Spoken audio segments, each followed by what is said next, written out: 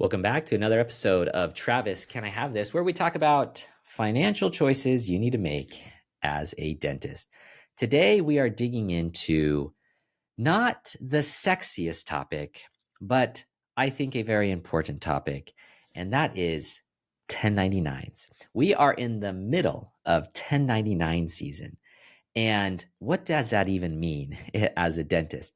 Let's talk about 1099s today. Now, as I'm saying these words, 1099s for dentists, I'm imagining to myself, whoever is listening to this probably just threw their phone out the window. Like, who cares about 1099s? I'm going to stop listening to this episode and go do something else. Give me a couple minutes to share with you why I think this is important for dentists. Yes, this subject will not add $1 million to the bottom line. However, 1099s is something that you will never escape in your business life. And understanding 1099s is effectively understanding how the world works. And if you don't properly understand 1099s, you are living your life on the edge. You risk taker, man, look at you. Or you're living your life just with this cloud of uncertainty, like, I don't really know what's happening here. I'm doing what my accountant tells me, or I'm kind of following advice, but I don't really understand why I'm doing what I'm doing. Today, we are going to remove that cloud of uncertainty. You will lose 5 pounds after listening to this episode. This is a fundamental course for business owners, for practice owners to properly understand how to run their business. So let's dive into it. It's the 1099 season, and we're going to talk about what you need to know as a dental practice owner today. All right, before we get deeper into 1099s, I just want to lay a little bit of groundwork for 1099s. When we talk about 1099s, this is a form that the IRS has that reports income that somebody makes. Now, they created this form and they require businesses to file a 1099 for anyone that they pay money to. And the business is required to file it or they will get penalized. So they're incentivizing or they're scaring businesses to file a 1099 for anyone that they pay money to. And a copy of this is sent to the IRS. A copy of this is sent to the state in which that person was paid. And then finally, a copy gets sent to the person that was actually paid that money. So there's several copies sent to the IRS and different agencies. And when the recipient of the money, the person that received money that got the 1099, when they file their taxes, the IRS is going to match their records. The IRS already knows what that person should report, but they're making that person report it themselves as a test. A terribly inefficient system for tax reporting, but nevertheless, here we are living in this world. Now, 1099s can exist for several reasons. There are 1099s for interest income, dividend income, for trading of stocks, for royalties. There are a lot of different 1099s out there.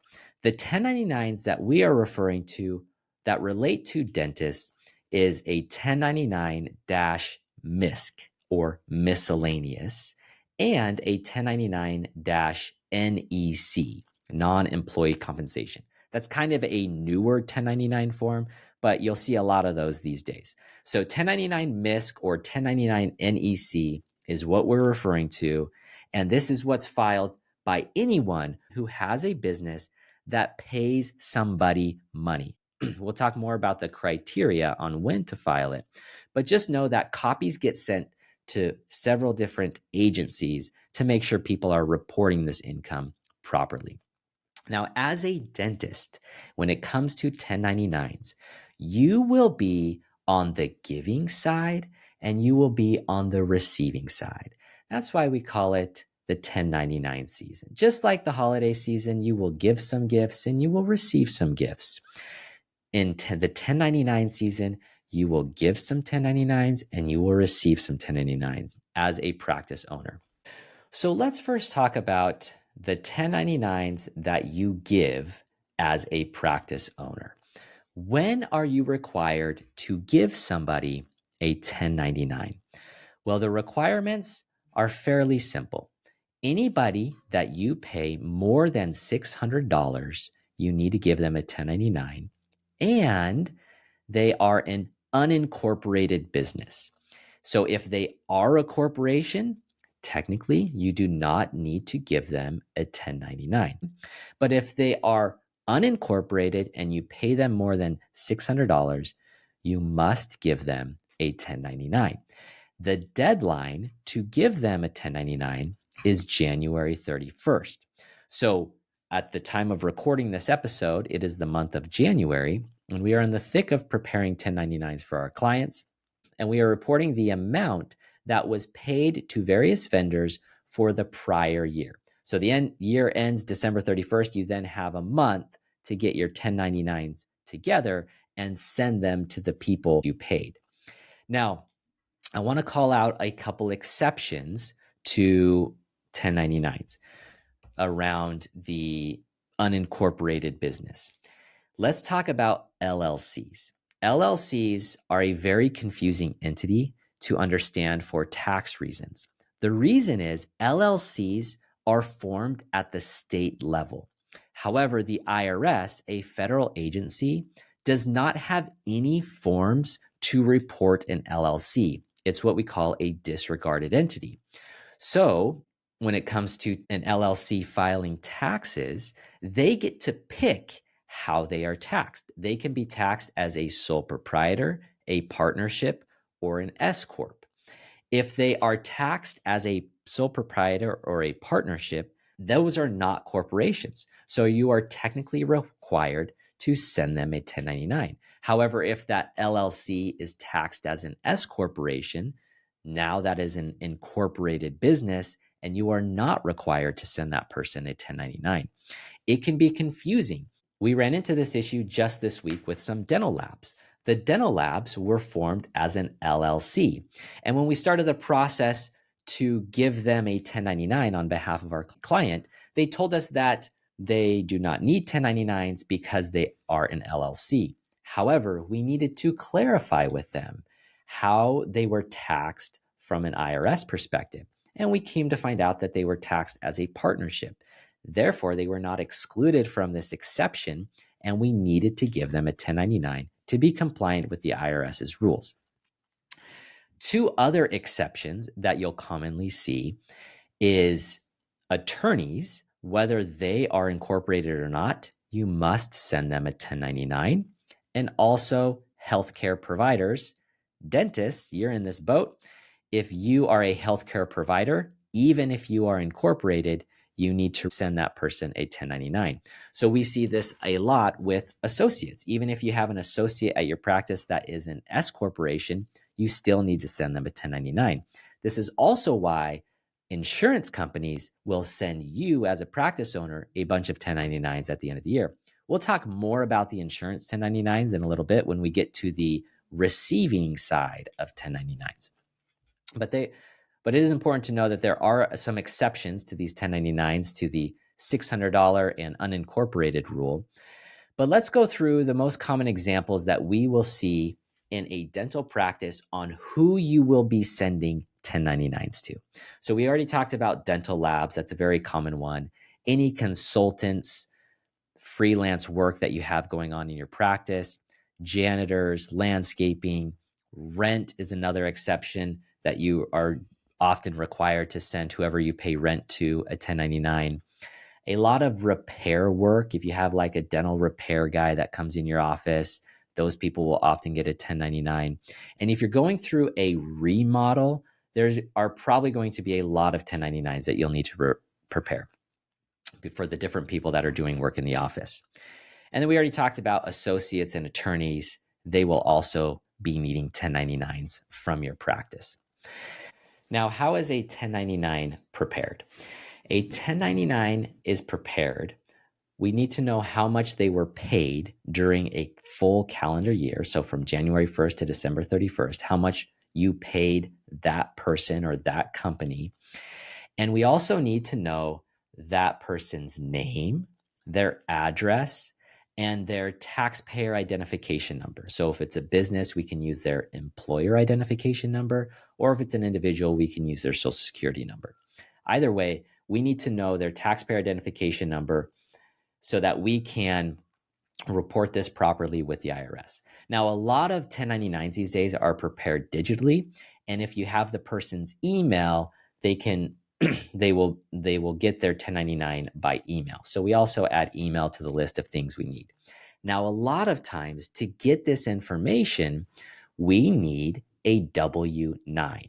A W-9 form is a form that you send to somebody that you've paid money to. You send a blank copy, and they fill out their company information. They fill out their name, their address, their taxpayer identification number.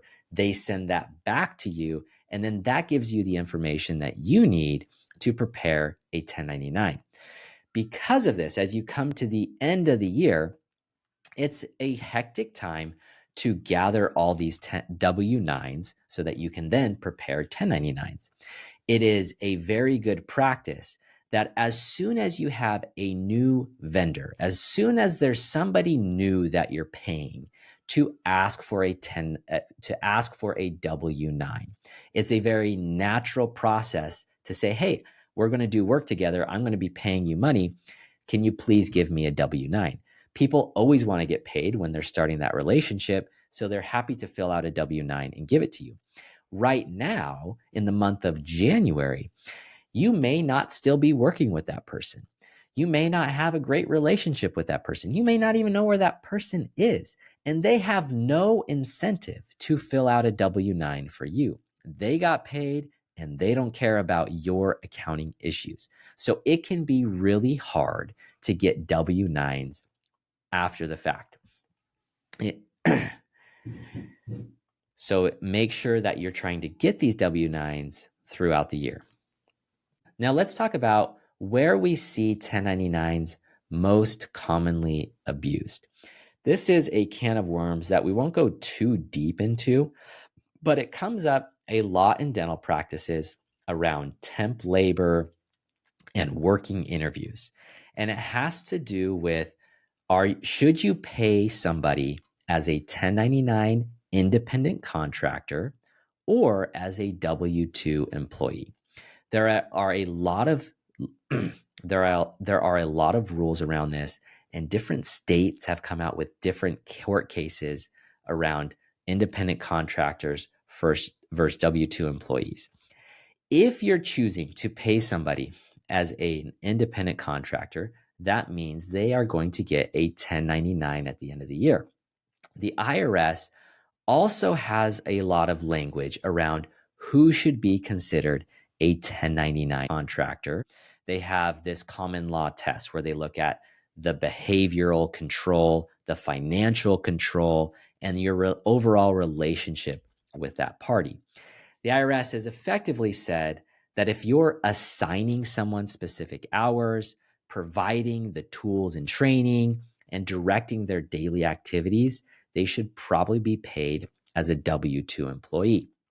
Alternatively, if it's a project basis with minimal supervision, and the person's bringing their own tools, they're setting their own schedule, then that's more likely to be somebody that you pay as a 1099 contractor. Really, this is an issue that we should talk with an employment attorney about. However, I would give pause if you are paying all of your temp employees and all of your working interviews as 1099 contractors. There is a chance that you should not be paying them as 1099 contractors, and you should consider paying them as W-2 employees. Sometimes this is an area that is not as black and white as we want it to be. And if you're somebody that doesn't like living in the gray area, the safe thing to do would be to pay those people as W-2 employees.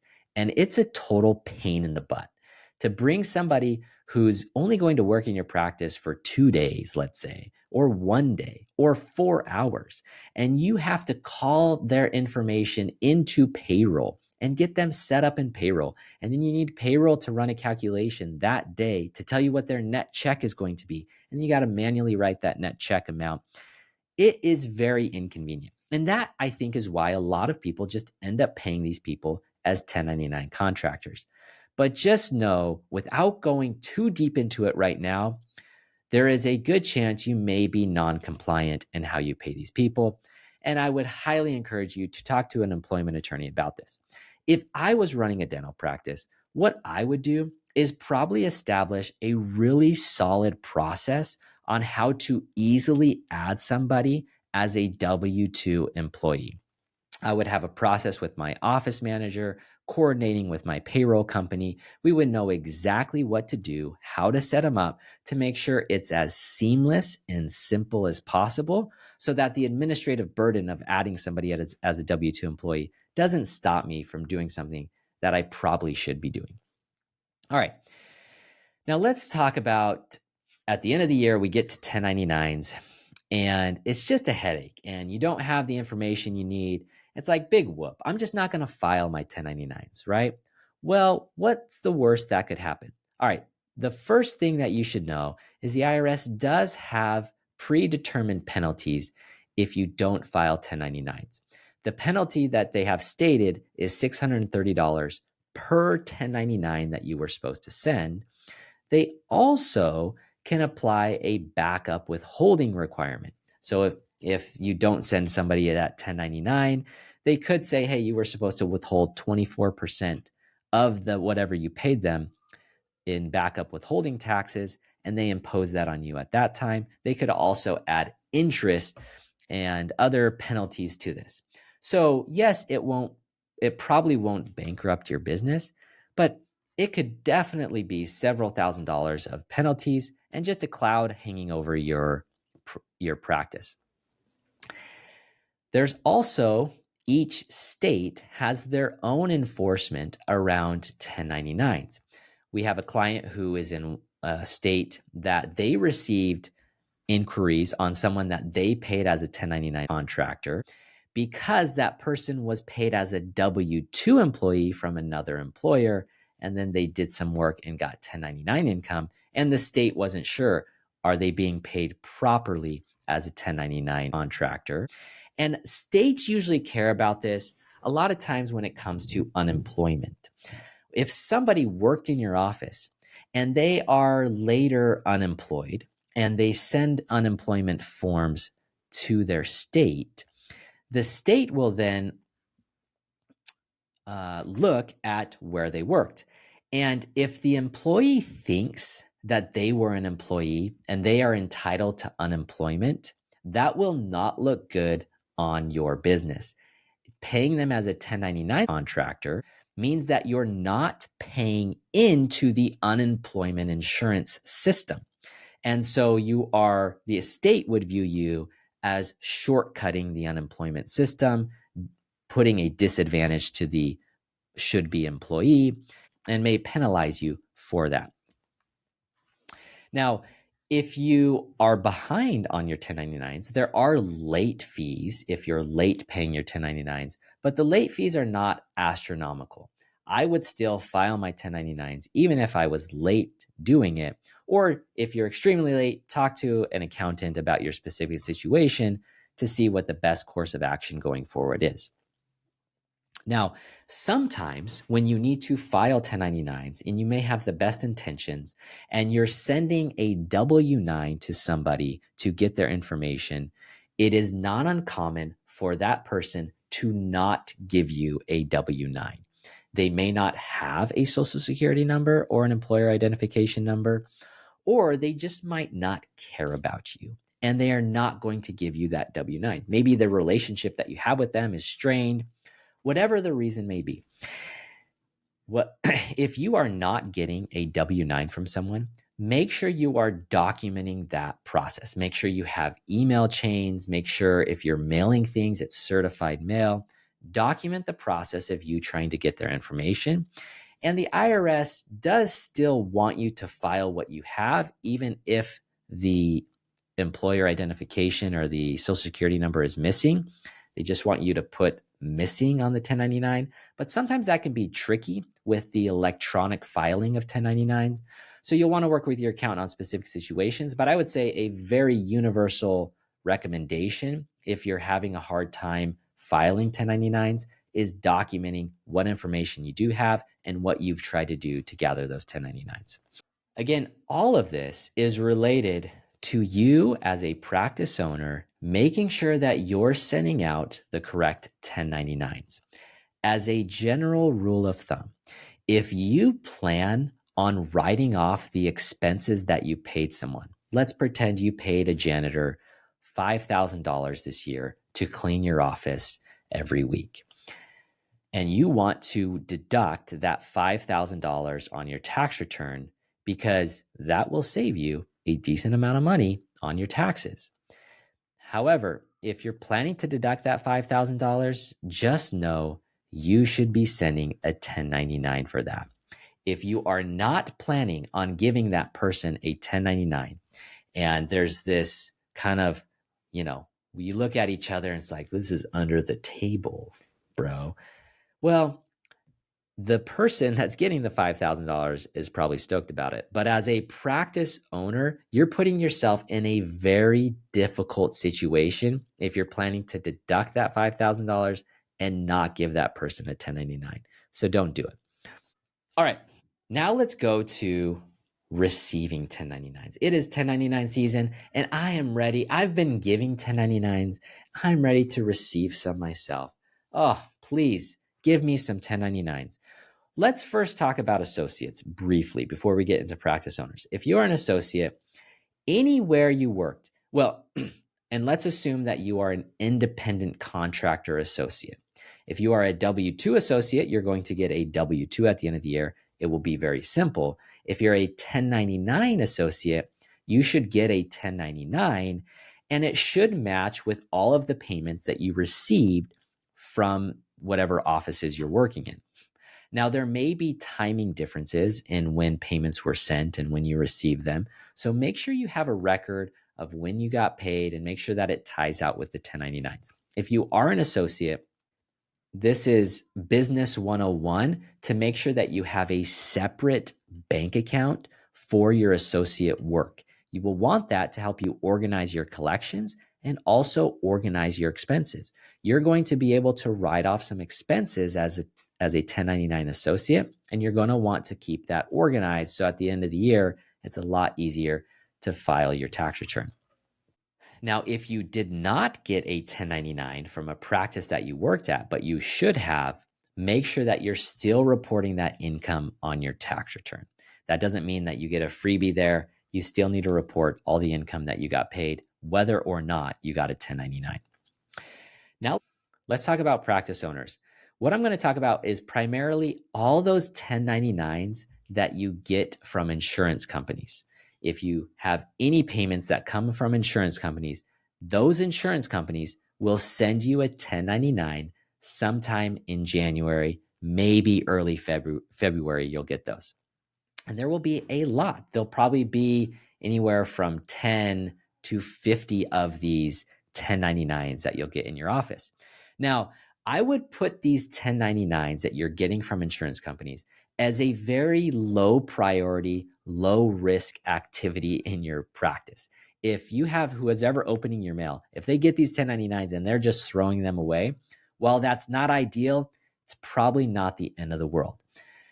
But you should probably give some guidance to who's ever opening the mail. And if they see a 1099, and you can train them to what that looks like, have them put that in a manila folder. Just put it in one folder that you set aside for the whole month of January and into February.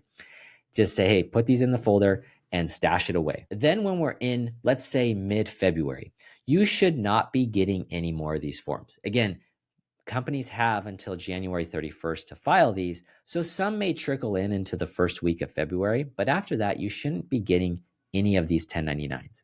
At that point, I would take my stack of 1099s, I would scan them, digitize them, save them somewhere, and then shred the original copies if you want, or you can save them in a file cabinet if you like saving paper. And I would then add up all the 1099s that I got from insurance companies and compare that with the total collections that I'm reporting in my practice. So let's say I add up all the 1099s and I get $800,000 from insurance companies. If I look at my total collections in the practice, it's probably going to be $1 million because the 1099s do not include the patient portion.